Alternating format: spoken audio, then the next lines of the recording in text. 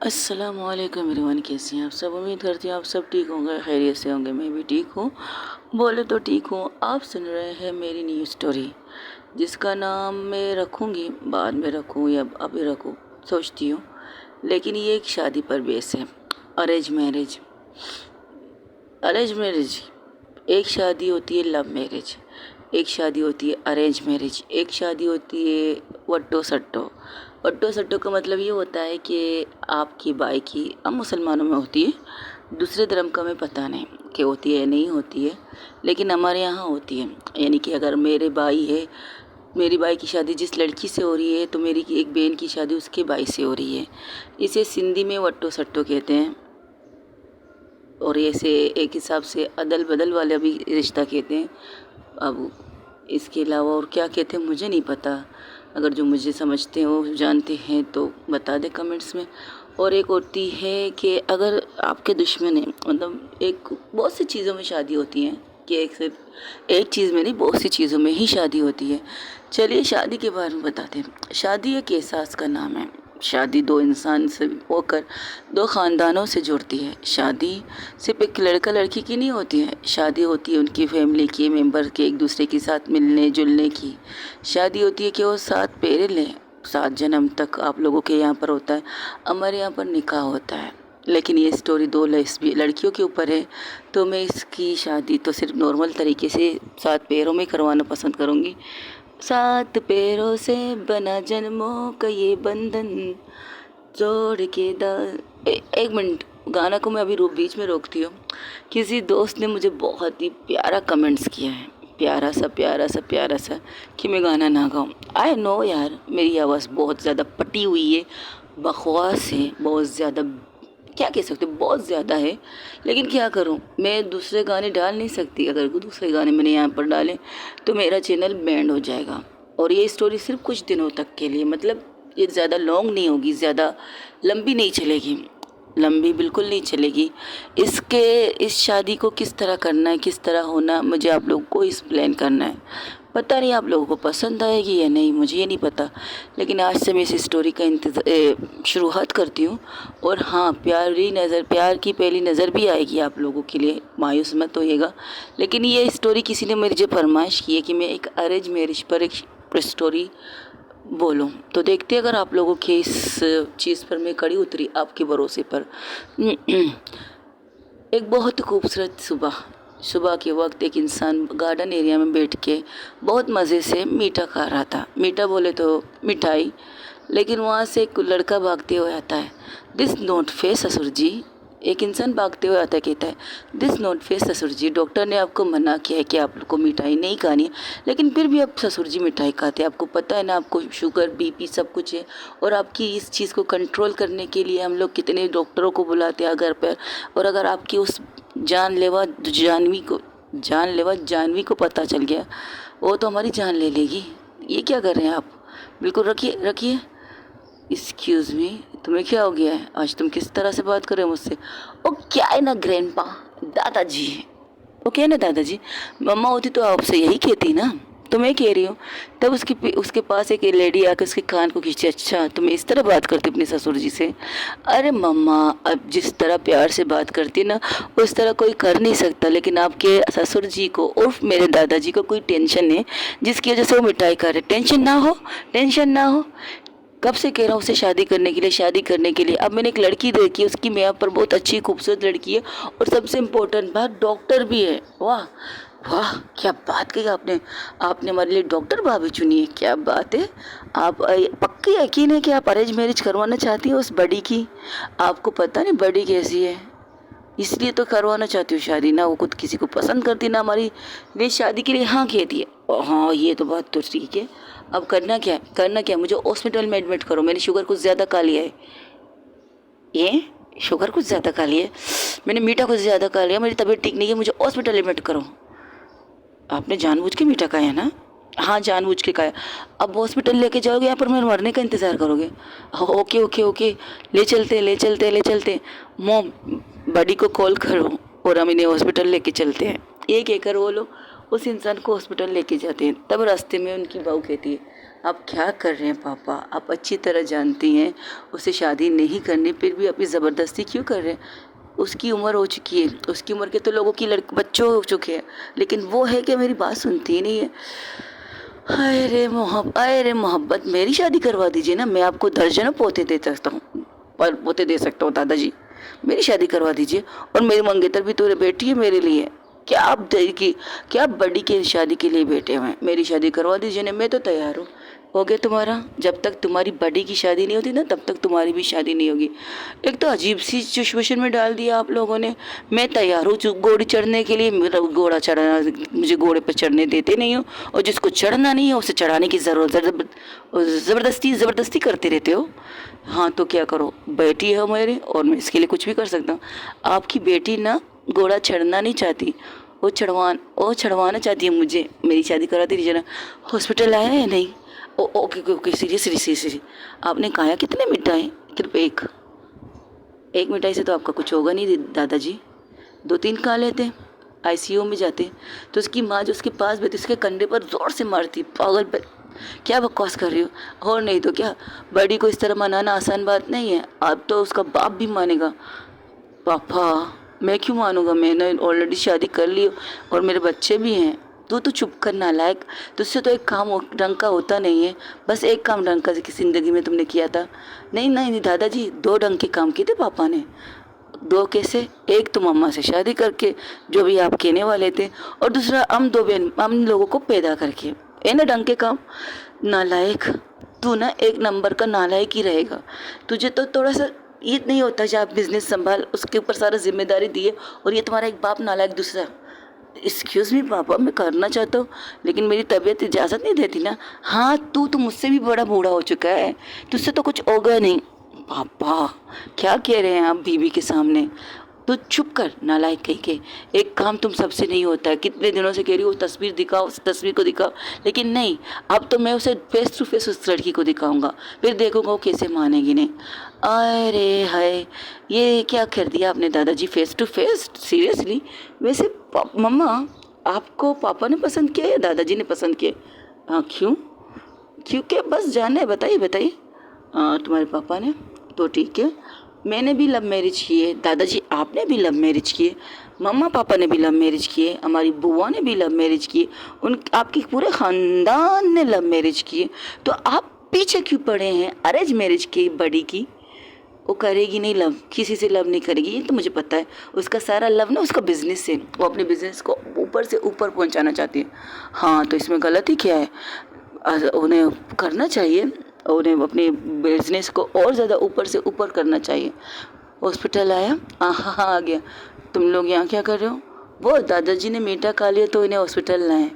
तुम्हें कितनी दफ़ा कहा ऐसी हरकतें मत करो, मेरे हॉस्पिटल है, कोई तुम्हारा ड्रामा सेंटर नहीं है जहाँ तुम ड्रामा करने के लिए आ जाते हो। सीरियसली देख कमीने, मैं हॉस्पिटल में एडमिट होने आया हूँ, ना कि तुम्हारी बेवकूफ़ी बातें सुनने के लिए।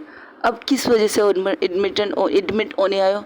मेरी बड़ी की शादी के लिए, जो ज़िंदगी में कभी नहीं हो सकता। ये कहकर उन्हें हॉस्पिटल केबिन में लेके जाते, उनकी चेकअप करते और कहते मुझे सीरियस बताओ।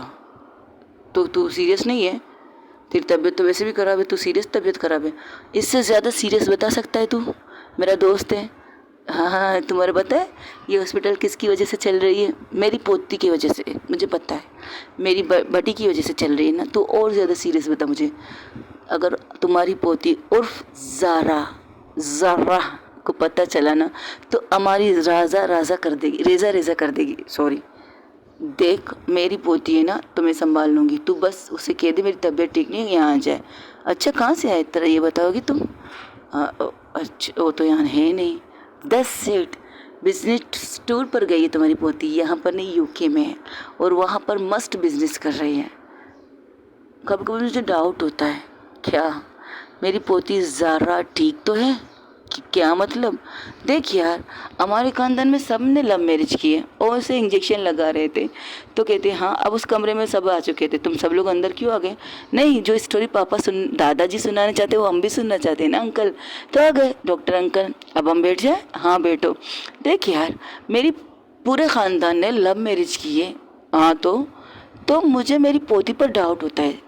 क्यों, तुम्हें ज़रा पर क्या डाउट होता है? पता नहीं क्यों आज तक उसने किसी से प्यार किया नहीं है, या हो सकता है उसने किसी से प्यार किया, उस लड़की ने उसे धोखा दिया है या कुछ और। फर्स्ट ऑफ ऑल, तुम्हारे बिजनेस को तुम्हारे पोती ने तब संभाला था जब उसके पापा की कंडीशन ठीक नहीं थी। तुम्हारे बेटे को हार्ट प्रॉब्लम है, तुम्हें पता है ना? हाँ जानता हूँ। उसके एक हार्ट की वजह से, हार्ट अटैक की वजह से तो तुम्हारी पोती ने बिज़नेस संभाला है। किस एज में बिज़नेस संभाला था तुम्हारी पोती को, तुम्हें याद है? हाँ पता है, 80 की एज में। हाँ 10 से 18 की एज में उसने बिज़नेस संभाला था। अब वो बिज़नेस दिन से दिन तरक्की करता जा रहा है। तुम्हारा बिज़नेस ऐसा नहीं, और तुम तो एक छोटा सा ड्रामा सेंटर ही चलाते हो। तुम्हारी अलग चीज़ है, तुम्हारे बेटे की अलग चीज़ है। तो सोचो उस प्यारी सी बच्ची पर कितनी जिम्मेदारी आई, तो उसे प्यार करने का मौका कब मिलता है बोलो? जब उसको अपने पापा की कंपनी वारिस में मिली थी तो क्या था वो कंपनी में? कर्ज़ों के नीचे दबी हुई थी और कर्ज़दार तुम्हारे दरवाजे पर टक टक नॉक नॉक करने आ रहे थे। हर चीज़ के बारे में, एक एक चीज़ के लिए तुम तरस रहे थे, यहाँ तक कि तुम्हारी पूरी प्रॉपर्टी उस कर्जे के देने चली गई। बस बचा क्या, एक छोटा सा 2 फ्लैट वाला कमरा। याद है ना तुझे? हाँ याद है। और उस वक्त तुमने मुझे सपोर्ट बहुत किया था। मैं अपनी सपोर्ट की बात नहीं कर रहा, बात कर रहा हूँ तुम्हारी पोती की। उस कंपनी को बचाने के लिए उसने अपने सब कुछ दाव पे लगा दिया। सब कुछ का मतलब समझते हो ना? घर बार जितने भी प्रॉपर्टी थे सब कुछ, सिर्फ उस कंपनी को बचाने के लिए। और एक वादा खुद से लिया था कि उस कंपनी को जिस तरह से बर्बाद किया इन लोगों ने, उस कंपनी को ऊपर से ऊपर तक पहुँचाएगी। यही कहा था ना तुम्हारी पोती ने उससे? तो फिर देख लो उसने वही किया है। अब तुम्हें लगा है तुम कुछ और करना चाहते तो करो, कोई बात नहीं, हमें कोई प्रॉब्लम नहीं। लेकिन यार मैं इससे इस तरह नहीं देख सकता। हाँ तो तुम उसकी शादी करवाओगे किससे? लड़की से, और किससे? एक मिनट दादाजी, मैं क्वेश्चन पूछती हूँ, आप बोल नालायक। क्या क्वेश्चन है तुम्हारा? एक्सक्यूज़ मी, मेरा इतना हैंडसम नाम है प्रेम। प्रेम जिसे आप लोगों ने प्रेम से रखा है, और आप लोग मेरे नाम का प्रेम प्रेम के बजाय नालायक नालायक लग रहा है। और सीरियसली मेरी गर्लफ्रेंड भी आजकल मुझे नालायक कहती है। ये बात तो सच है, नालायक। और तब बात कर रही थी, तब उसकी गर्लफ्रेंड इंटर करती है तो कहती तुम यहाँ? हाँ तुम्हारा मैसेज आया था ना दादाजी हॉस्पिटल में, तुम्हें आ गई ड्रामा देखने के लिए। देख लो दादाजी, आपके ऊपर कोई सीरियस होता नहीं है। देख लीजिए आपकी होने वाली बहू भी आपको ताने दे रही है। तुम लोग जो भी कहो, तुम्हारा सवाल पूछो। हाँ सवाल, मेरा सवाल ये है, बड़ी की शादी लड़की से क्यों? वाई टू से गर्ल? बॉय से भी कर सकती हो। मुझे लगता है मेरी पोती को लड़कियाँ पसंद है। मुझे लगता है मेरी बेटी को लड़कियाँ पसंद है। मुझे भी। अच्छा, कभी आपने उनकी डीपी या अकाउंट में लड़कियों की तस्वीर देखी है? नहीं, लेकिन वो अक्सर लेस्बियन शो देखती है, लेस्बियन मूवीज़ देखती है, लेस्बियन लव स्टोरी सुनती है, पढ़ती है, तो उससे अंदाज़ा लगाया। ओ कम ऑन दादाजी, दिस नॉट फेयर। हम फिल्में देखेंगे तो फिल्म की तरह नहीं होंगे, ड्रामा देखेंगे हम ड्रामे की तरह नहीं होंगे। सीरियसली इन चीज़ों की बिया पर आप कह रहे कि आपकी बेटी को, आपकी पोती को लड़कियाँ पसंद है? सीरियसली? और आपने जिस लड़की को चुना है वो लड़कियों को भी लड़कियाँ पसंद है कि उसकी खुद की पार्टनर नहीं है? फर्स्ट ऑफ ऑल वो लड़की तुम्हारी बड़ी को पसंद करती है। और तेरी, और ये रिश्ता हमारी तरफ से नहीं उनकी तरफ से आया है हमारे पास। वाह। हाँ, किसी जगह किसी वेकेशन किसी पार्टी में शायद तुम्हारी बहन को उसने देखा था और तब से उसके ऊपर फिदा है। वो बहुत अच्छी लड़की है, मैं भी मिल चुका हूँ। पहले जब वो रिश्ता मेरे पास आया था तो मैंने घूर के देखा था। उस दिन की बात बताता हूँ जब तुम लोग बाहर गए थे, हम लोग घर में बैठे थे, मैं बैठा था, सॉरी, मैं और तुम्हारे ये नालायक डॉक्टर अंकल बैठे थे, बातें कर रहे थे। बातों बातों में तो नौकर आके कहने लगी सर आपसे मिलने कुछ लोग आए हुए हैं। तो मैं तो हैरान था, ये लो भाई भला बताओ हमसे मिलने लोग? तो हम लोग बैठे थे बातें कर तो मैंने कहा उन्हें बुला लो। तो वहाँ पर एक इंसान हस्बैंड एंड वाइफ आए थे। वो अजीब तरीके से एक्सप्रेशन में थे, जैसे कि वो कहें या ना कहें। वो बैठे, हमने उन्हें पानी चाय सब कुछ के बारे में पूछा, चाय माए सब चीज़ों के बारे में पूछा। उन्होंने चाय भी पी और हमारे साथ कुछ बातें करने। तो वो पहले कंफ्यूज थे, तो फिर कहने लगे एक्चुअली हम एक काम से आए थे, हम अपनी बेटी का रिश्ता आपके घर करवाना चाहते हैं। तो मेरा बेटा,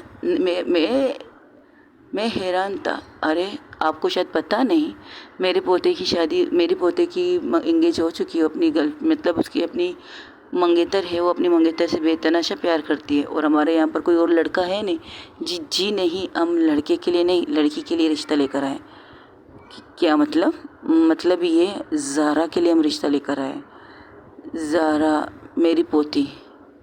आप मेरी पोती की बात कर रहे हैं? जी जी हाँ, आपकी पोती की बात कर रही हूँ। वो एक्चुअली मेरी बेटी को आपकी पोती पसंद आई है। वो इतने वक्त से मैं हमसे शादी के लिए कह रहे, तो उसने कहा तो वो अपनी पसंद की लड़की से शादी करेगी, लेकिन आज उसने बताया कि वो अपनी पसंद की लड़की ज़ारा है। उसने कहीं किसी बहुत बड़ी पार्टी में उसे देखा है और आजकल उसे फॉलो भी कर रही है। फॉलो मतलब वो वाला फॉलो नहीं, इंस्टाग्राम वगैरह। मेरी पोती का तो कोई इंस्टाग्राम है नहीं।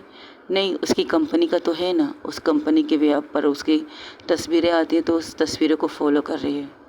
अगर देखा जाए तो मेरी बेटी की गैलरी में सिर्फ आपकी पोती की तस्वीरें और किसी की तस्वीरें नहीं। लेकिन मेरी पोती को लड़की पसंद नहीं आई नो, हमें नहीं पता, लेकिन फिर भी हम रिश्ता लेकर आए। देखिए, ये हमारी बेटी की तस्वीर है, एक दफ़ा देख लीजिए, उसके बारे में पता लगाइए, फिर हमें जो आप लोग का फैसला हो सुना दीजिए। अर्जेंट डायरेक्ट मत कहिए इनकार, क्योंकि मेरी बेटी बहुत अच्छी है। वो एक डॉक्टर है, वो आजकल हार्ट सर्जन है, बहुत ही अच्छी है, हमसे बहुत प्यार करती है। और आज ये रिश्ता अरेंज मैरिज के तौर पर हम आपके पास लाए हैं। हालांकि मेरी बेटी की तरफ से हाँ लव है, लेकिन आपकी तरफ से अरेंज ही होगा। अगर हो सके तो अपनी बेटी को मना के अगर आप मेरी बेटी की शादी करवा दें तो हम सबसे ज़्यादा खुश नसीब होंगे कि हमने अपनी बेटी को पहली दफ़ा एक चीज़ दी है। हालांकि हमारी बेटी एलेक्स, उसका नाम एलेक्स है, डॉक्टर एलेक्स, वो बहुत अच्छी है, बहुत अच्छी बेटी है। उसने कभी हमसे कुछ मांगा नहीं है। आज पहली दफ़ा उसने मांगा है तो ज़ारा को मांगा है अपने लिए। उसे नहीं पता कि आप लोग क्या कहेंगे क्या नहीं, लेकिन वो एक कोशिश करना चाहती है और डायरेक्ट ज़ारा से नहीं, आप लोगों से रब्ता कर रही है, क्योंकि उससे ख्वाहिश है उसकी शादी अरेंज मैरिज हो। हालांकि लव हो लेकिन अरेंज मैरिज के तौर पर हो। अगर आप चाहें तो आप जितना वक्त लेना चाहे ले लीजिए, क्योंकि हमारी बेटी ने अपना डिसीज़न हमें सुना दिया है कि वो जितना भी वक्त लेना चाहे ले सकते हैं। मुझे कोई ज़बरदस्ती कोई ज़ोर नहीं करवाना, लेकिन शादी तो मुझे 19 से करनी है, बस इतना कहा हमारी बेटी ने।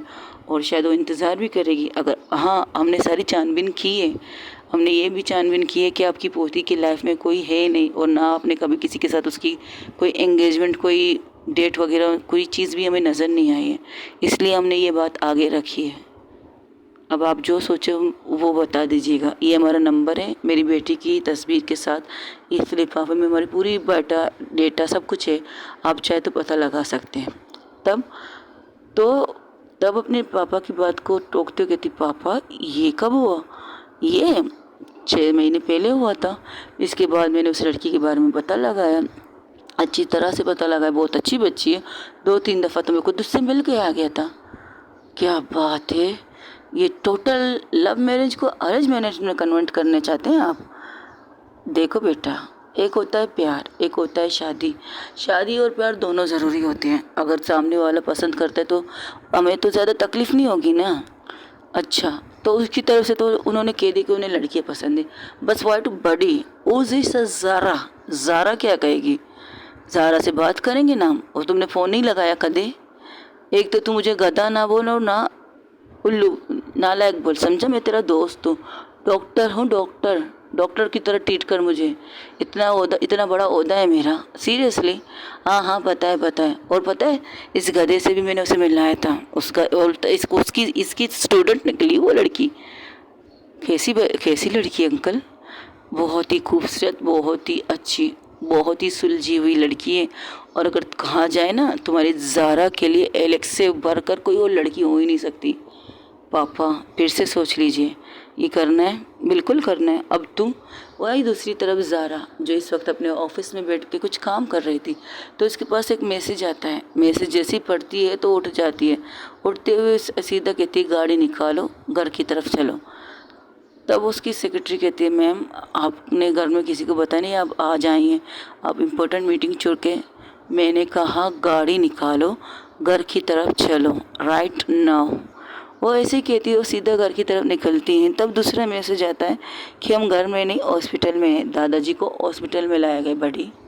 तो गाड़ी ड्राइवर को कहती है गाड़ी मोड़ो हॉस्पिटल की तरफ, अंकल डॉक्टर अंकल के हॉस्पिटल की तरफ। तो वो लोग उसी तरफ निकल जाते हैं। तब उसका दोस्त कहता है वैसे यार तेरी भी पोती आने वाली है। वो तो यहाँ नहीं थी ना, वो आ चुकी थी मेरे सूत्रों के मुताबिक। तेरे सूत्र कुछ ज़्यादा ही तेज़ है मेरे सूत्रों से।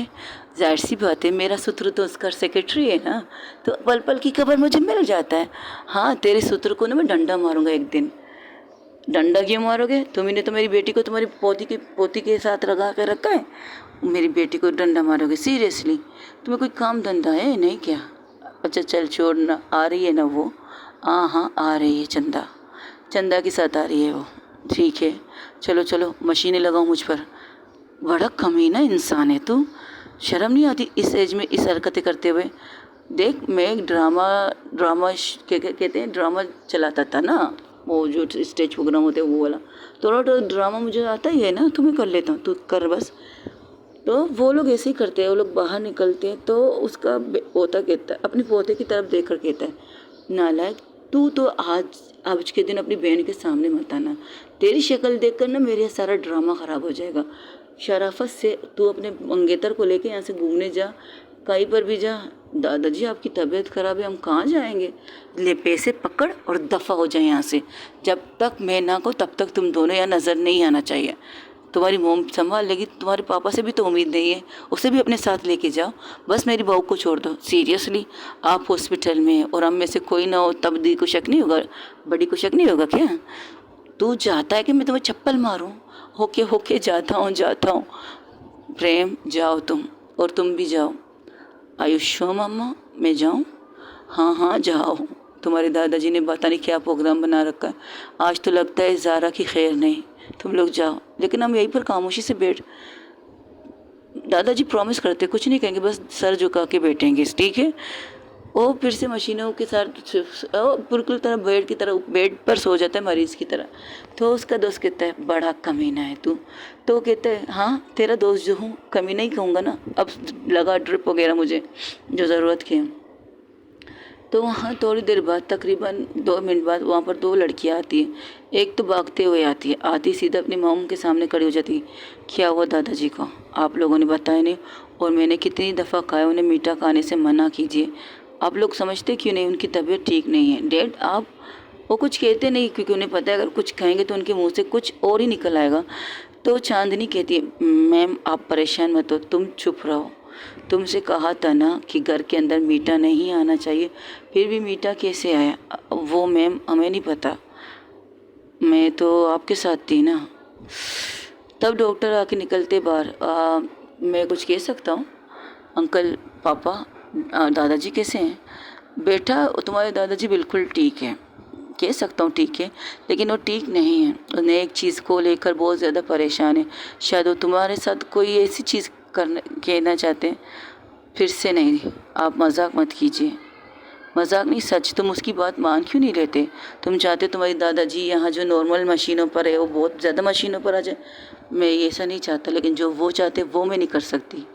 देखो ज़ारा, मुझे पता है कि तुम जिम्मेदार बच्ची हो, तुमने अपनी पूरी फैमिली की जिम्मेदारी खुद पर ली। तुम चाहते हो कि तुम्हारा भाई पढ़ लिख कर कुछ बन जाए, तो तुम अपनी पूरा बिजनेस की भागदौड़ उसके साथ शेयर करना चाहोगे। तब तक के लिए बहुत वक्त है, लेकिन तुम अकेले भी तो नहीं रह सकते। क्या हो अगर मेरे दोस्त की एक छोटी सी बात तुम मान लो, शादी कर लो। अगर तुम्हारी लाइफ में कोई है तो बता दो उसे, अगर नहीं है तो उसकी चुनी हुई लड़की से शादी करो। लड़की? क्या मतलब?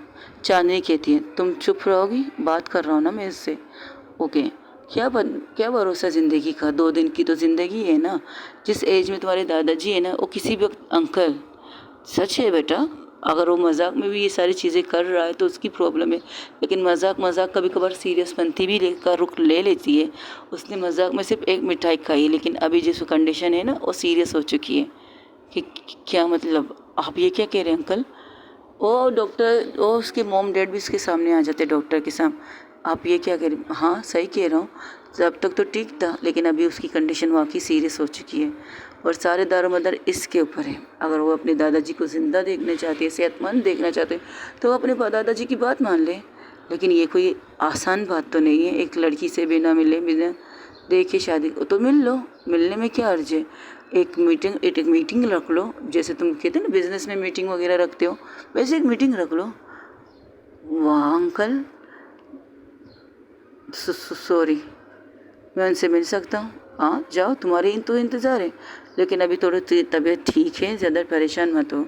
लेकिन हाँ, ये ना तुम पर है, क्योंकि मैं अब सीरियस हो चुका हूँ। जो मजाक मस्ती मेरा दोस्त करना चाहता है ना, वो मजाक मस्ती इसकी जान ले सकता है। आज उसने एक मिठाई खाई, कल इससे तुम्हारी ज़िद में कुछ ज़्यादा ही खा ली तो, और तुम्हारी ज़िद के अलावा भी उसकी ब्लड प्रेशर का मसला है, तुम्हें अच्छी तरह पता है। तुम्हारे घर में मरीज़ों की कमी नहीं है बेटा। अंकल, ये आप क्या कह रहे हैं? हाँ सच कह रहा हूँ, तुम्हारे घर में मरीज़ों की कमी नहीं है। फर्स्ट पहला तुम्हारे पापा हैं जो हार्ट पेशेंट है, दूसरा मेरा दोस्त है ब्लड पेशेंट के साथ शुगर का मरीज़ है। तुम दोनों को खुश करने के चक्कर में अपने बिज़नेस को संभाल रहे हो। तुमने बहुत अच्छा बिज़नेस संभाला है, इस बात को तो मैं बिल्कुल अग्री करता हूँ। बहुत ज़्यादा मैं इस चीज़ को फ्रॉड फील करता हूँ कि मेरी दोस्त की पोती इतनी अच्छी है कि उसने अपने पापा की बिज़नेस के साथ साथ सब कुछ संभाला है। और मैं खुशकिस्मत हूँ कि मेरी छोटी बेटी उस घर में जा रही है। मैं बहुत खुशकिस्मत हूँ, मैं बहुत खुश हूँ कि मेरी बेटी उस घर में जा रही है। तुम्हारा पापा, तुम्हारे दादाजी की एज मुझसे बड़े ने, लेकिन मैं उन्हें भाई नहीं कहता हूँ, मैं उन्हें दोस्त मानता हूँ, क्योंकि वो मेरे दोस्त हैं। वो मेरे दोस्त हैं, बचपन से मेरे दोस्त हैं। बचपन से हम दोनों एक दूसरे के साथ हैं, मतलब वो तो बड़े थे, मैं छोटा था, तो इस हिसाब से मेरे दोस्त हैं। हाँ, तुम्हारे दादाजी की शादी जल्दी हो गई थी, मेरी शादी थोड़ी देर से हुई थी, लेकिन परफेक्ट थी। मैं खुश, वो खुश। हमारी दोस्ती ऐसी है। वो मुझे नालायक कहता है।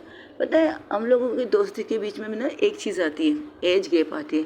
लेकिन जब मैं एज गैप देखकर उन्हें इज्जत देता हूँ ना, उनको आप कहता हूँ, तो मेरे कंधे पर हाथ रख के कहते हैं, देख यार, मैं तुझसे पहले पैदा हुआ, तुझसे पहले शादी की, तुझसे पहले मेरे बहू आए, तुझसे पहले मेरी पोतियाँ आई, तो इस चीज़ का टेंशन ना ले। हम लोग दोस्त ही रहेंगे, समझे। इस एज गैप को छोड़ मार गोली। और वाकई आज तक उन्होंने वैसी दोस्ती मुझसे निभाई जैसी दोस्ती मैं चाहता था। एक दोस्त फ्रेंड कहते हो ना, ज़िंदगी में आपकी लाइफ में एक ना एक बेस्ट फ्रेंड होना चाहिए। तो तुम्हारे दादाजी बिल्कुल उसी तरह के थे, मेरे बेस्ट फ्रेंड हैं। जब पहली दफ़ा वो आए थे मुझसे रिश्ते की बात करने, तो पता है कैसे रिश्ता मांगा? ओह, तेरे पोती को मेरा पोता पसंद है और मेरे पोते को तेरा पोती पसंद है। रिश्ता इस तरह करते लोग, हम आपके यहाँ रिश्ता लेकर आए, लेकिन नहीं, ये डायरेक्ट आके क्या कहता है, ओए सुन, मेरे पोते को तेरी बेटी पसंद है और तेरी बेटी को मेरा पोता पसंद है, तो मैं हम दोनों इन दोनों की शादी नहीं करवा सकते, क्योंकि जब तक मैं अपनी बड़ी पोती की ना करवा दूँ तब तक तो बिल्कुल नहीं। एंगेज करवा सकते हैं, इन दोनों को बांध के एक रिश्ते में रख सकते हैं। तू बोल क्या कहता है, मेरा पोता पसंद है तुझे? हालांकि एक नंबर का नालायक है तेरी तरह, लेकिन क्या कर सकते हैं, प्यार अंधा होता है ना। उसी तरह इस तरह तुम्हारे दादाजी ने रिश्ता मांगा था मुझसे, और मैं हैरान नहीं था। मेरी बेटी ने पहले ही मुझे बता दिया था इसके बारे में, तो मैं ना हैरान था ना परेशान था, कुछ भी नहीं, बस खुश था। और खुश इस चीज़ से था कि मेरी बेटी एक अच्छे घर में जा रही है। तुम्हारी मॉम, तुम्हारे डैड, यहाँ तक कि तुम्हारे दादाजी बहुत ही अच्छे हैं। और मैं लिख के देता हूँ। हालांकि अगर मैं देखा जाए तुम लड़के के तौर पर, मैं तो तुम्हारे भाई को तो एक नंबर भी ना दूँ, रिजेक्ट कर दूँ अपनी बेटी के लिए, लेकिन उसके परिवार को देखकर मैंने अपने बेटी को दिया है। डैड, ऐसे तो बेइज्जती मत कीजिए ना मेरी, तुम तो एक नंबर के नालायक हो बेटा, क्या कह सकता हूँ। इसी तरह वो बात करते तो वो कमरे में जाते हैं। जैसे ही कमरे में जाते और नॉर्मल ड्रिप चढ़ा होता, ना कोई ऑक्सीजन वगैरह कुछ भी नहीं, वो सीधा आते उनका हाथ पकड़ते हैं। चाहते क्या हैं आप? तुम्हारी शादी। और क्या चाहता हूँ? बूढ़ा हो चुका हूँ, अब तो शादी देखना चाहता हूँ तुम्हारी। आप जानते हैं मैं शादी क्यों नहीं करना चाहती? आप पता है तुम्हें लड़कियाँ पसंद है ना, अगर तुम्हें कोई लड़की पसंद है तो बता दो। आपको ये कब पता चला कि मुझे लड़की पसंद है? जब पहली दफ़ा तुम्हें मैंने एक लेस्बियन का टीवी शो देखते हुए देखा था, तो सर झुका लेती। मेरी ज़िंदगी में अभी तक कोई है नहीं, ना कोई मिली है जो मैं कह सकती हूँ कि हाँ she is my life partner. ये कहिए, अगर मिली भी थी तो ऐसी लायक थी नहीं कि मैं उसे लाइफ पार्टनर कह सकूँ। क्या मतलब ये, मैं एक कॉलेज में एक लड़की को लाइक करती थी, हालांकि वो भी मुझे लाइक करती थी। हम दोनों ने एक दूसरे से प्यार की बातें की थी। तब तक पापा की प्रॉपर्टी अच्छी तरह से काम चल रहा था। कहते हैं ना पैसा सब कुछ होता है, पैसा असल लोगों की असल सूरत दिखाता है दादाजी। तो मुझे भी उस लड़की का असल सूरत मेरे पैसे जाने के बाद दिखी। जब पापा के बिजनेस डूब चुके थे, जब हम कर्जे में पूरी तरह से डूब चुके थे, तब उस लड़की ने मुझसे पहले फ़ोन पर बात करना कम कर दिया, फिर मुझसे मिलना कम कर दिया। आज तक मैंने उसे टच नहीं किया है। आप मेरे दोस्त हो, जिस तरह आप मुझसे बात करते हो मैं भी आपसे करता हूँ। मैंने आज तक उसके क्लोज़ नहीं गई, ना मैंने उसे देखा, बिल्कुल नहीं, ना मैंने उसे टच किया। देखा तो बहुत ज़्यादा है, हालांकि वो मुझसे करीब भी होना चाहती थी, हम लोग एक दूसरे से प्यार जो करते हैं, लेकिन पता नहीं क्यों मेरी चीज़ इन चीज़ों में नहीं थी। हाँ, शादी की शायद मैं आपकी तरह सोचती हूँ कि आप जब जब कहते थे शादी के बाद सब कुछ हो तो बहुत अच्छा है, मेरे जहन में शायद यही बात आपकी रह गई थी। हालांकि आपने कहा था आपने लव मैरिज की है, लेकिन दादी को आज तक आपने किस नहीं किया था। बातों बातों में अक्सर आप ये कह देते हैं शादी के बाद सब कुछ अच्छा लगता है, शादी के बाद प्यार और ज़्यादा निखर के सामने आता है। तो शायद मेरे माइंड में भी यही चीज़ थी, तो मैंने उसे कभी टच नहीं किया। हाँ, हम घूमने जाते थे, हाथ पकड़ते थे, कहीं पर भी जाते थे। कई दफ़ा तो उसने मुझसे कहा था कि मैं उसके साथ रात स्पेंड करूं, लेकिन अक्सर मैं डर जाती थी क्योंकि मैंने आपको किसी को नहीं बताया कि मुझे लड़कियां पसंद है। फिर जब पापा को डूबते हुए देखा, आपकी पापा की अचानक तबीयत बिगड़ते हुए देखी, उन्हें हॉस्पिटलाइज देखा, तब मेरे बिल्कुल ध्यान मेरे पापा के ऊपर था। एक 18 साल की लड़की और क्या कर सकती है अपनी फैमिली को संभालने के अलावा। लेकिन जब कहते हैं ना आपको अपने पार्टनर से थोड़ी सी उम्मीद होती है कि वो आप उसके कंधे पर सर रख के रो सके, लेकिन मुझे ये चीज़ नसीब नहीं हुई। वो मुझे छोड़कर किसी और के साथ होने लगी। मुझसे ये तक कहती है वो मुझसे ब्रेकअप करना चाहती, बहाना सिर्फ ये मैं उसे टाइम नहीं देती। लेकिन जब मुझे सच पता चला तो मैंने कहा काश मैं खुद को ख़त्म कर देती, काश मैं ये करती, अपने आप को मार देती। लेकिन फिर आप सब मेरे सामने आए, आप लोगों की चीज़ें देखकर मैं खामोश हो गई और मैंने खुद को एक मशीन बना दिया सिर्फ आप लोगों को सुकून देने के लिए। लेकिन आप एक लड़की की ज़िंदगी क्यों बर्बाद करना चाहते? शायद मैं उसे वो चीज़ ना देखूं, वो चीज़ ना दूं जो उसे चाहिए हो, शायद मैं उसका हक भी उसे ना दूं। देखो बेटा, बहुत पुरानी चीज़ें होती हैं, कभी कभार ये आप सोचते हो ना कि आपने उसे खुशियाँ नहीं दोगे, क्या पता आगे जाकर तुम खुशियाँ दे दो। शादी का बंधन बहुत ही खूबसूरत होता है, एक दफ़ा करके तो देखो। आप ज़िद कर रहे हैं, मैं खुशी से कर रहा हूँ, मैं ज़िद नहीं कर रहा, बस मुझे अपनी बेटी को एक लाइफ पार्टनर के साथ देखना है। क्या ये हक नहीं है मुझे? ठीक है, आपको जो करना है कीजिए, पर इसके बाद मुझसे शिकायत मत कीजिए जब वो लड़की आपसे शिकायत करेगी कि आपने उसे एक रोबोट के हवाले कर दिया।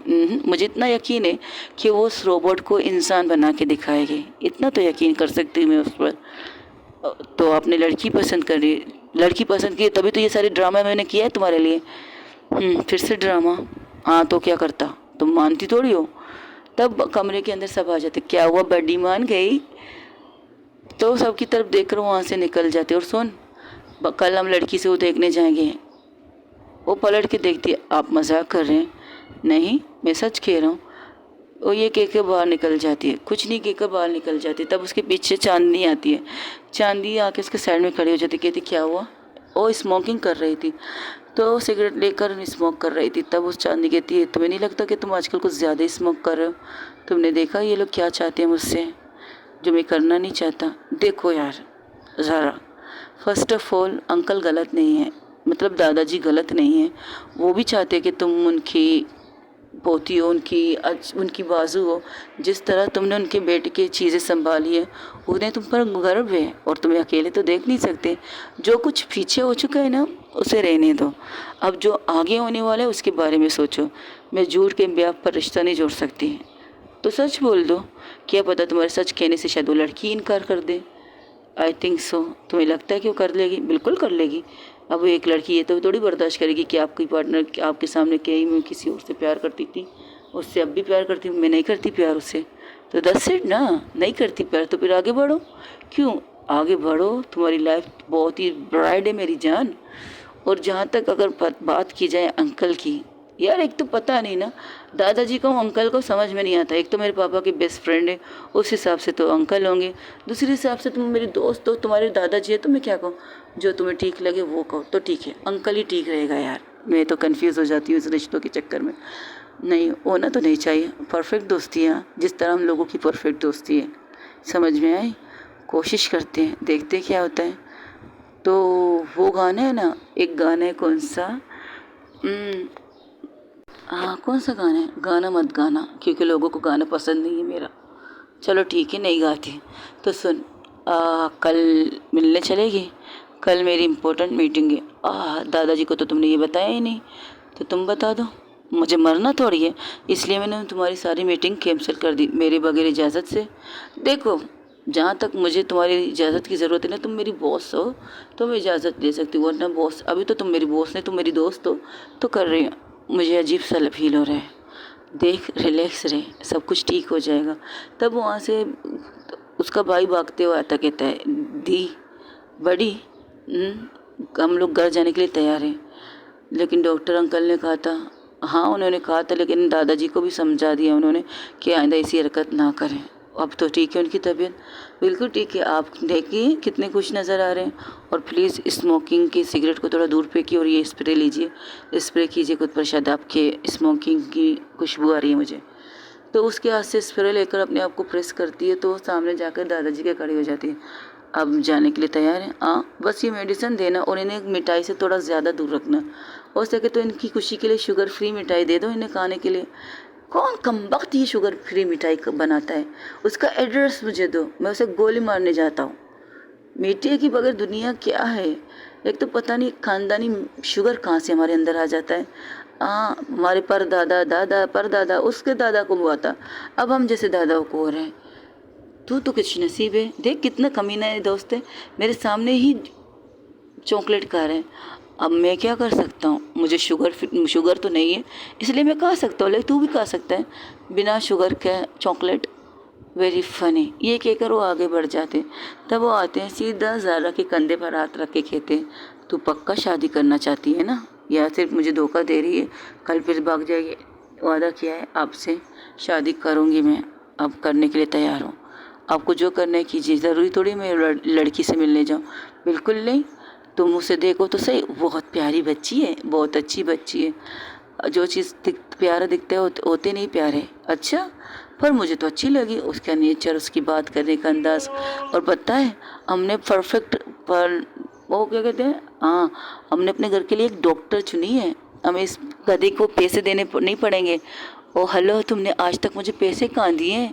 हाँ, यहाँ पर तुम्हारा सारा इलाज फ्री होता है, क्योंकि तुम इस हॉस्पिटल की एमडी की दादा हो, ज़ारा के दादा हो, इसलिए तुम्हारा सारा इलाज फ्री होता है इस हॉस्पिटल में। हाँ, तो क्या हॉस्पिटल हमारा खुद का है तो फ्री इलाज तो होगा ना। तनख्वाह तो तुम्हें मिलता है ना महीने तो महीने, और इतना तनख्वाह मिलता तुम सोचते भी नहीं हो। मैं सोचता नहीं हूँ, मेरा हक है भाई, इतना मेहनत करता इस पूरे हॉस्पिटल को संभालने में, मेरा काम है। हाँ हाँ, ठीक है ठीक है, कल आ जाना, हम लोग जाएंगे लड़की को देखने के लिए। मैं भी आऊँ? मुझे दावत दे रहे तू? क्या बात है। हाँ तो क्या, क्योंकि कल को तो तुम ही शिकायत करोगे ना, पता नहीं मेरी बेटी की जेठानी कौन लाए। एक्सक्यूज़ मी, हाँ तो मैं बहू ला रही हूँ तो तुम्हारी बेटी से बड़ी होगी तो जेठानी होगी ना। बाप रे, क्या बात है यार। चल ठीक है, कल मुलाकात होगी तेरे पास या वहाँ से डायरेक्ट आ जाऊँ?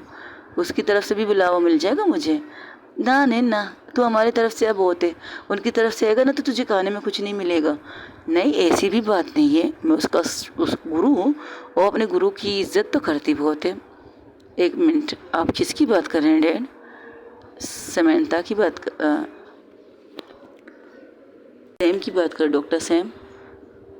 डॉक्टर सैम बहुत अच्छी लड़की है, बहुत खूबसूरत भी है, बहुत प्यारी भी है। यू आर लकी ज़ारा कि तुम्हें डॉक्टर सैम मिल रही है। सीरियसली? हाँ बिल्कुल, यू आर लकी। चलो ठीक है, देखते हैं। ये कहकर वो सब लोग घर आते हैं। घर आकर सीधा वो अपने रूम में जाती है। सबको कहकर मुझे खाना नहीं खाना, मैंने ऑफिस में वो खाना बहुत कुछ खा लिया, तो मुझे आराम करना है। ये कहकर अपने रूम में आ जाती है। रूम में एक छोटा सा कोना था, एक कमरे के अंदर एक जगह थी, जहाँ जाके चेयर पर बैठ जाती है और स्मोकिंग कर रही थी। अपनी पिछली चीज़ों को याद कर रही थी कि किसी से प्यार करके उसने कितना बड़ा धोखा खाया। उसे वो दिन याद आता है जब वो अपने पापा को हॉस्पिटल से लेकर घर आई थी और अपनी गर्लफ्रेंड से मिलने गई थी उसके घर पर। तो घर पर जाकर पता चला वो घर पर नहीं, किसी होटल में पार्टी करने गई। तो उसी का एड्रेस लेकर जब वो उस होटल में गई थी तो देखा वो किसी और की बाहों में उसे किस कर रही थी, लिप टू लिप किस कर रही थी। तो वो शॉक हो जाती है, तो उसके सामने नहीं जाती, बस वही दूर खड़ी होकर सब कुछ देखती। जब वो लड़की उसे देखती तो उसके सामने आकर कहती, तुम यहाँ क्या कर रहे हो? अगर ये सवाल मैं करूँ कि तुम यहाँ क्या कर रही हो, तो तो तुम्हें बता दूँ, मैंने तो तुमसे ब्रेकअप के लिए कह दिया था और तुम आज फिर आए मुझसे बात करने के लिए। आज ही हॉस्पिटल से आया था तो सोचा तुमसे बात करूँ। और एक मिनट, मैंने तुम्हें मैसेज में कह दिया था कि मैं तुमसे ब्रेकअप कर रही हूँ, और वजह तो बता दो, इस धोखे की वजह क्या है? वजह सिंपल सी वजह है, अब तुम्हारे पास कुछ है नहीं मुझे देने के लिए। क्या मतलब इस बात का? मतलब ही वहाँ से एक वो लड़की आके कहती, अरे बेवकूफ़, वो तुमसे प्यार थोड़ी करती थी, वो तुम्हारे दौलत से प्यार करती थी। जो तुम एक्सपेंसिव एक्सपेंसिव गिफ्ट लाते थे ना इसके लिए, वो उसी से प्यार करती थी। गोल्ड रिंग, गोल्ड चैन, कीमती पर्स, कीमती वॉच, सब कुछ जो तुम उसके लिए लाते थे वो उसी की वजह से तुम्हारे साथ थी। समझ में आया? ये झूठ है, ये तुम्हारी दोस्त झूठ बोली? नहीं, बिल्कुल नहीं, ये सच बोल रही है। मुझे तुम्हारी इन्हीं चीज़ों के लिए पागल थी और इसलिए मैं तुम्हारे साथ थी। अब जब तुम्हारे पास कुछ है नहीं तो मैं तुम्हारे साथ डेट क्यों कर रहा हूँ? एक मिनट, मैं तो ये कहने आया था कि मैं तुम्हें प्यार करता हूँ और तुमसे शादी करना चाहता हूँ। शादी? ओह कम ऑन, तुम्हारी ये ना ये सो कॉल्ड सोच, मैरिड, शादी, शादी के बाद सब कुछ करना, ये तुम्हारी सोच है। मेरी सोच थोड़ी ओपन माइंड है, सब कुछ खुल के करो, किस भी करो तो खुल के करो, सेक्स भी करो तो और बंद कमरे में होता है। लेकिन आज तक तो तुमने मुझे किस किया ही नहीं। हाँ, फर्स्ट किस हमारा तब हुआ था जब तुमने मुझे प्रपोज किया था और मैंने तुम्हारे प्रपोजल को एक्सेप्ट किया था। इसके बाद सिर्फ हमारे हाथ टू हाथ पकड़ा था। अगर जब किस की बात करती थी तो तुम मेरे फॉरहेड पर किस करती थी, दस इट, यही किस होती थी हमारे बीच में। और तुम्हारे टाइप जैसे तुम हो मॉडल टाइप, लेकिन अभी तुम्हारी सोच 90 की है, शादी की मांड की लड़की हो, और मुझे ये चीज़ पसंद नहीं। अब तो तुम्हारे पास कुछ है नहीं, वादा करती हूँ तुमसे भी और कुछ से भी, जिस पैसे के लिए तुमने मुझे छोड़ा है ना उसे कमा के दिखाऊंगी। हाँ अच्छा, कैसे? तुम्हारी तो सब कुछ बिक चुका है, तुम्हारा घर बिक चुका है, तुम्हारे पास जो गाड़ियाँ थी वो बिक चुकी हैं, यहाँ तक कि अब तुम्हारे पास सिर्फ एक रहने का एक छोटा सा फ्लैट है। वो तुमने इसलिए बचा के रखे कि तुमने उसे कहा था कि वो 3 महीने के अंदर तुम उनके पैसे दे दोगे। कैसे दोगे? खुद को बेच कर दोगे या किसी अमीर लड़की से शादी करके दोगे, या किसी सॉरी अमीर लड़की तो खैर नहीं कह सकती, किसी बूढ़े के साथ शादी करके? ऐसा कुछ नहीं करूँगी, कुछ भी नहीं करूँगी। मैंने पापा की बिज़नेस को संभाला है ना, बचाया है ना, उस कंपनी को फिर से स्टार्ट करूँगी। कुछ टाइम लगेंगे, कुछ धक्के खाऊंगी, कुछ मायूसी होगी, लेकिन बुलंदी पर फिर पहुँच के दिखाऊंगी। ये वादा है तुमसे। और आज जिस दौलत के लिए, जिस चीज़ के लिए तुमने मुझे ठुकराया ना, उसी चीज़ को देखकर तुम फिर से मेरे पास आओगी, अपने आप को पेश करोगी कि मैं तुमसे प्यार कर लूँ किसी भी तरह से। इसके बाद उसने उस लड़की को देखा नहीं, बिल्कुल भी नहीं, कहाँ है, क्या कर रही, कुछ भी नहीं। बस उसका फोकस ये था पैसे, और वो खुद को एक मशीन बना चुकी थी कि दुनिया में पैसे ही सब कुछ है, बिना पैसों के कोई किसी का कुछ होता नहीं। बस यही सोचकर उसने आगे बढ़ा, कदम रखा, और उसकी खुशकिस्मती का हो या उसकी तरक्की का, उस लड़की की ज़िंदगी से निकलने के बाद, अपने पापा की बिज़नेस को संभालने के बाद वो ऊंचाई से ऊंचे चलती गई है। हाँ, उसका साथ उसके दोस्त ने दिया था, चांदनी, उसकी कॉलेज के ज़माने से लेकर उसके बचपन की दोस्ती चांदनी, हर वक्त उसके साथ थी। उसके अप्स एंड डाउन कहते हैं ना, अप्स एंड डाउन में उसके साथ थी, बहुत अच्छी तरह से उसके साथ थी चांदनी। और उसके पता था कि उसे लड़कियां पसंद है। बस एक ही लड़की के साथ उसने डेट किया था, इसके बाद उसकी ज़िंदगी में कोई लड़की आई नहीं। अगर आए तो सबको देखकर उसे की एक ही नज़रिया थी, मेरे पास पैसे हैं तो लड़कियां मेरे पास हैं, अगर मेरे पास पैसे नहीं होंगे तो मेरे पास कोई भी नहीं होगा। बस यही सोच उसने रखी थी अपने अंदर, और इसी सोच को उसने अपनी ताकत बनाई, कमज़ोरी भी नहीं। और उसने उतनी बुलंदी पर खुद को पहुंचाया, उसे देखने वाले हैरान थे। जो डूबते हुए जहाज़ को अगर बना के उसे फिर से उस पानी से ऊपर लाए तो सोच लो उसमें कितनी दिमाग होगी, कितनी सोच होगी। उसने वही करके दिखाया था और बिल्कुल जीत के दिखाया था। वो पूरी रात सोती नहीं है, बस स्मोकिंग करती रहती है। तो जब सुबह के 7 बज जाते तो अपने रूम में आती है, फ्रेश होती है और वह जॉगिंग करने के लिए निकल जाती है।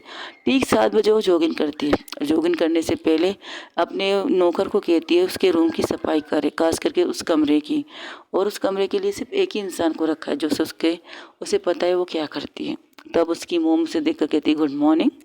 तो अपनी मोम के हक करके कहती गुड मॉर्निंग। क्या हुआ, रात भर सोए नहीं? नहीं, अगर तुम चाहो तो मैं पापा से बात करती हूँ, अगर ज़बरदस्ती अब छोड़िए इस चीज़ को, अब होगा देखा जाएगा। ठीक है, हम यहाँ से निकल रहे हैं, क्या मतलब ये लड़की का घर हमसे 2-3 घंटे बाद पहुँचेंगे, और अभी निकलेंगे तो हम तकरीबन 11 बजे वहाँ पहुँच जाएंगे। आप एक इतनी जल्दी क्या है? जल्दी नहीं, तो जल्दी तुम्हारे दादाजी को है, शायद वो कुछ रस्म भी करके आएंगे। आप लोग लड़की देखने जा रहे हैं, अब रस्म की क्या बात हो गई? अब तुम्हारे दादाजी से पूछो, वो हर चीज़ जल्दी करना चाहते हैं। तुम्हें लड़की पसंद है हो तो आप इस चीज़ का भी इंतज़ार नहीं करेंगे। अगर मैंने उस लड़की को रिजेक्ट कर दिया, उस लड़की ने मुझे रिजेक्ट कर दिया, हाँ ये तो तुम अपने दादाजी से पूछ लो, मुझे माफ़ कर दो इस चीज़ के लिए। ये कहकर वो साइड में चली जाती है, लेकिन वो कुछ भी बात किए बिना वहाँ से जाके जॉगिंग करके आ जाती है तकरीबन आधे घंटे बाद, क्योंकि उसकी माँ ने कहा था कि हमें निकलना है तो तुम जॉगिंग लंबा मत करना। तो अंदर आती, तो अंदर आकर देखती अपने दादाजी को जो बहुत खुशी से सारी चीज़ें कर रहे, गाड़ियों में फल की टोकरियाँ डाल रहे थे, खुश मेवे की टोकरियाँ डाल रहे थे, बहुत से गिफ्ट थे, बहुत से सामान थे, वो डाल ही रहे थे गाड़ियों के अंदर। तब वो उनकी तरफ एक नज़र देखकर रूम के कमरे की तरफ बढ़ने ही वाली थी, तो उसके दादाजी आके उसके सामने खड़े हो जाते, तुम अभी तक तैयार नहीं हुई? तुम्हारी माँ ने तुम्हें बताया नहीं? आप ये सारी चीज़ें लेके जा रहे हैं, आपने कहा था आप लड़की दिखाने जाएंगे, तो आप ये क्या कर रहे हैं? अरे बड़ी, वो क्या है ना, दादाजी को जल्दी है, अगर आपने हाँ कहा है तो खुशी खुशी करेंगे ना, बहाना तो बस आपको लड़की दिखाना है, लेकिन दादाजी ने कुछ और सोच के रखा है। अगर आपने ये सोच के रखा है कि हम यहाँ से जा रहे अकेले लाएंगे लड़की को साथ, नहीं बिल्कुल नहीं, मेरी पोती की शादी है, धूमधाम से करेंगे, हर रस्म करेंगे, ऐसे कैसे मैं उस लड़की को ऐसे ले आऊँ? बिल्कुल नहीं, तुम्हें दिखाने लेके जा रहे हैं ना, बस देख लो। पता नहीं आपके दिमाग में क्या चल रहा है दादाजी, ये कहकर वो रूम की तरफ बढ़ते। मेरे दिमाग में तो बहुत ही अच्छी अच्छी चीज़ें चल रही हैं बेटा, बस तुम देखते जाओ, ये कहकर वो अंदर जाती है और कुछ बिना कहे ही अपने रूम की तरफ जाती। जब रूम की तरफ आती तो देखती उसके घर का बेड के साइड में कपड़े रखे हुए थे 2-3 जोड़े, तो उनको इग्नोर करती है, अपने कबाड़ की तरफ जाती है, वहाँ पर एक 3 पीस निकालती है, एक जो नॉर्मल होती है ना वो निकाल के पहनने लगती है।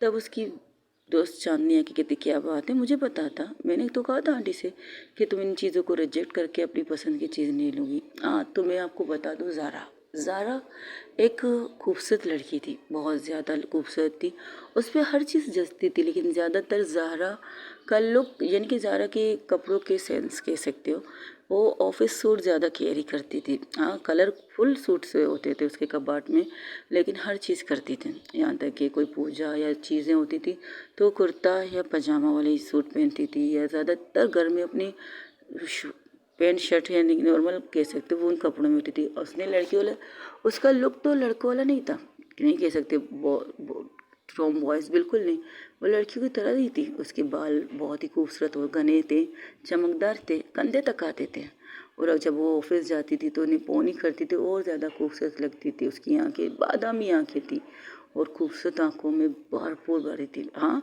उसकी आंखों में एक सीरियसपंती हुआ करती थी। हाँ लेकिन वो उसकी नेचर बहुत ही काम होता था, और ज़्यादा गुस्सा नहीं करती। हाँ ऑफिस में करती है, लेकिन फैमिली के लिए एक नॉर्मल ज़ारा थी। जब भी घर के अंदर आती थी वो अपनी सारी चीज़ें एक तरफ रख देती थी, वैसी थी ज़ारा। और जब वो देखती है तो कहती परफेक्ट, अच्छी लग रही है इन कपड़ों में भी, इन कपड़ों से ज़्यादा इन कपड़ों में अच्छी लग रही है। हाँ जो तुम हो उसी तरह उसे दिखाओ, ज़रूरी थोड़ी है किसी के कहने पर तुम अपने आप को चेंज करो। चांदनी कहती है तो उसकी तरफ से एक स्माइल पास करके बाहर आ जाती है। जब उसकी माँ कहती है, उसकी माँ जब उसे सीढ़ियों से उतरते देखती है, कुछ कहना चाहती है, कहने वाली थी, तो उसके दादाजी आके अपनी बहू का हाथ पकड़ के कहते कुछ मत खाओ, आ रही है इतना ही काफ़ी है, अगर तुमने कुछ कह दिया ना तो बहुत भड़क जाएगी। लेकिन मैंने उसके लिए सूट निकाल के रखा था, साड़ी निकाल के रखा था। सीरियसली तुम मेरी पोती को समझ क्या रही हो बेटा? वो जैसी है वैसी ही वो खुद को दिखाना चाहती है, तो दिखाने दो, मुझे तो कोई प्रॉब्लम नहीं है। अगर उनके घर वालों को, उनको भी कोई प्रॉब्लम नहीं होगी, इतना तो मैं जानता हूँ। चलो चलते हैं। और जैसे ही गाड़ी में सब लोग बैठते हैं, हाँ और एक बड़ी गाड़ी लेते हैं, छोटी गाड़ी की अलग अलग निकल जाए नहीं। एक गाड़ी थी जहाँ सामानों से भरपूर थी, एक नज़र उस गाड़ी में देखती जहाँ पर सिर्फ सामान ही सामान थे, इंसान के बैठने की सिर्फ एक ही जगह थी, ड्राइवर की। वो गाड़ी बिल्कुल भर चुकी थी, तो वो अपने दादाजी की तरफ देख के कहती है, लगता है आपने पूरी मेरी पैसे यहाँ पर लगा दिए हैं तोहफे में, देखो आज ही का दिन तो मिलता है और मुझे सबसे ज़्यादा खुश हो तो मैं करूँगी ना। व्हाटएवर। इस गाड़ी में उसके मॉम डैड, उसके दादाजी, उसके भाई भाभी, मतलब कह सकते हो प्रेम, और उसकी मंगेतर अंशिका बैठी थी। अंशिका और प्रेम बैठे थे। उसके पीछे चांदनी, और चांदनी के साथ बैठी थी ज़ारा। ज़ारा की आंखों पर ग्लासेस थे, बस वो अपने सर को टेक लगा के बैठी थी। ड्राइविंग सीट पर ड्राइवर, और ड्राइवर के साइड में बैठे थे डॉक्टर अंकल। तो डॉक्टर अंकल की तरफ देखकर प्रेम कहता है, आपकी मिसेज नहीं आ रही? मेरी मिसेज डायरेक्ट वहाँ पहुँच चुकी है बेटा, और तुम लोगों की तरफ से मैं आ जा रहा हूँ, तो मेरी वो उनकी तरफ से जब बुलावा है तो मेरी तरफ से मेरी वाइफ जा रही है वहाँ पे, तो वहीं पर मुलाकात होगी। तो ठीक है डैडा, ठीक है डैड, एक सॉन्ग ही लगा लीजिए ताकि हम जाते जाते इंजॉय कर दें। और लगाते भी सॉन्ग बहुत खूबसूरत सा, और मैं लगा भी रही हूँ अपनी बेसुरी आवाज़ में, बिल्कुल भी नहीं, लेकिन एक गाना लगा रही हूँ। अगर कॉपीराइट लगी तो मैं तुम लोगों की बैंड लगा दूंगी। अगर जब कॉपीराइट लग गई ना मुझे, तो मैं तुम्हें अपनी बेसुरी आवाज़ सुना सुना कर स्टोरी पर मारती रहूँगी, बहुत ज़्यादा मारूंगी। अपनी आवाज़ में आवाज़ वाली मार होगी मेरे लिए। मेरी बेसुरी आवाज़ सुनना नहीं है। हाँ, गाना तो खूबसूरत होना चाहिए। और उन्होंने बाकायदा ये भी कह दिया मुझसे कि आप जिस तरह गाना सुनाते हैं ना, जो गाना उन्हें याद है वो भी भूल जाते हैं। सीरियसली इतनी अच्छी तारीफ तो मत करो यार, मुझे शर्म आती है। I know, oh sorry. Story की तरह चलते हैं जहाँ पर वो लोग गाड़ी को लेके जाकर सॉन्ग चल रहा था। तो सॉन्ग चलते मतलब सॉन्ग ही वो पूरे रास्ते वो पूरा सॉन्ग बजता है। तो घूर के वो प्रेम की तरफ देखती है, क्योंकि मोबाइल कनेक्ट तो उसी का था ना गाड़ी के टेप से। तो उसे कहती बंद करोगे इस सॉन्ग को? अरे भाई सही तो कह रहे ना, दो अनजाने अजनबी चले हैं प्यार के बन के। हो गया तुम्हारी बकवास गाना, मना किया ना गाना मत गाओ, लोगों ने मना कि नाराज़ हो जाएंगे। अच्छा ठीक है, सॉरी सॉरी, आप इस गाने को एंजॉय कीजिए ना। उनका सफ़र इसी तरह, वो गाने को बार बार लगा रहा था, बार बार। चलो एक गाने को हम एक बार लगाते हैं, चलो चल जाता है, लेकिन उस गाने को बार बार लगा रहा था। तब आखिर में तंग आकर वो कहती बस अब ये मोबाइल मुझे दो, 10 सेट, ये कहकर उसके हाथ से मोबाइल लेती है और बंद कर देती है।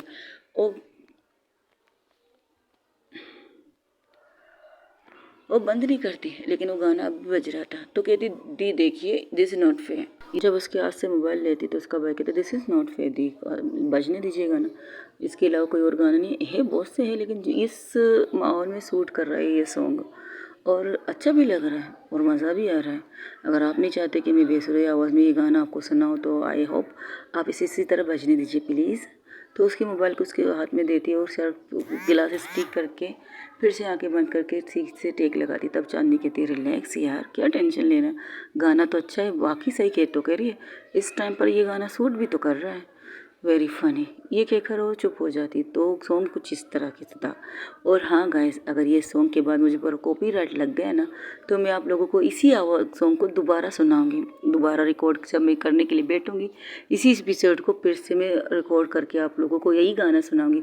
और टॉर्चर होना तो हो जाइए, नहीं होने तो नहीं, बस दुआ कीजिए कॉपीराइट ना लगे। और गाना ये कुछ इस तरह का था। सॉन्ग बिल्कुल इस माहौल में परफेक्ट लग रहा था, और गाना था ये।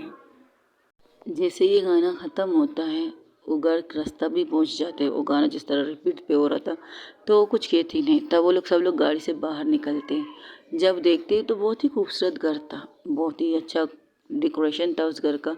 घर के अंदर गार्डन एरिया थी, तो वहाँ पर कुछ लेडीज़ बैठे थे। उन्हें देखकर सब उनकी तरफ आ जाते। घर देखकर ऐसा लग रहा था कि आज वाकई कोई फंक्शन होने वाला है, कोई एक रस्म होने वाली है।